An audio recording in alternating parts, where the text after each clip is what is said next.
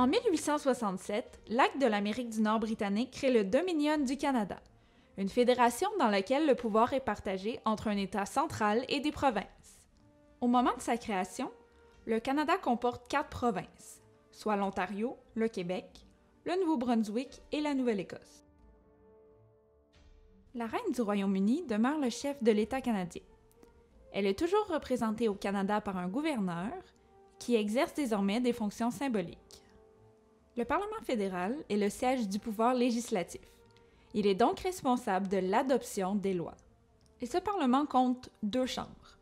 La Chambre des communes, qui est composée des députés élus par la population, et le Sénat, dont les membres sont nommés par le gouverneur sur recommandation du premier ministre.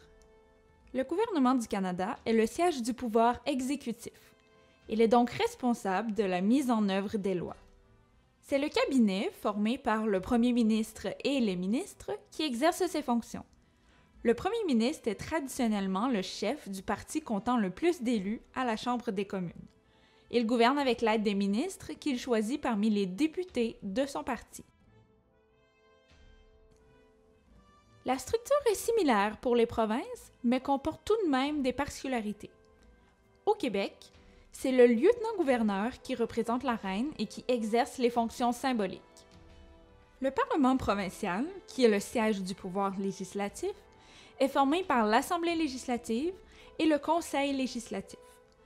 Les députés élus par la population forment l'Assemblée législative et les membres du Conseil législatif sont nommés par le lieutenant-gouverneur sur recommandation du premier ministre. Le gouvernement du Québec est le siège du pouvoir exécutif. Le premier ministre gouverne sur le Conseil exécutif avec l'aide des ministres qu'il choisit parmi les députés de son parti. Les champs de compétences, c'est-à-dire les domaines dans lesquels les gouvernements fédéral et provinciaux peuvent passer des lois, sont également déterminés par l'Acte de l'Amérique du Nord britannique.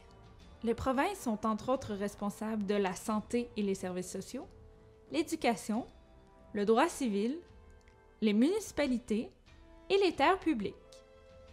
Quant à lui, l'État fédéral a notamment la responsabilité de la défense du pays, les banques et la monnaie, les postes, la navigation et les pêches, les nations autochtones et le droit criminel. Le fédéral dispose aussi de ce qu'on appelle les pouvoirs résiduaires, ce qui signifie que tous les nouveaux champs de compétences qui seront créés dans le futur relèveront du fédéral, comme ce fut le cas par exemple avec Internet. Cette division des compétences s'accompagne aussi d'une répartition des revenus. L'État tire principalement son financement des taxes et des impôts, et chaque palier de gouvernement en reçoit une partie en fonction de ses dépenses.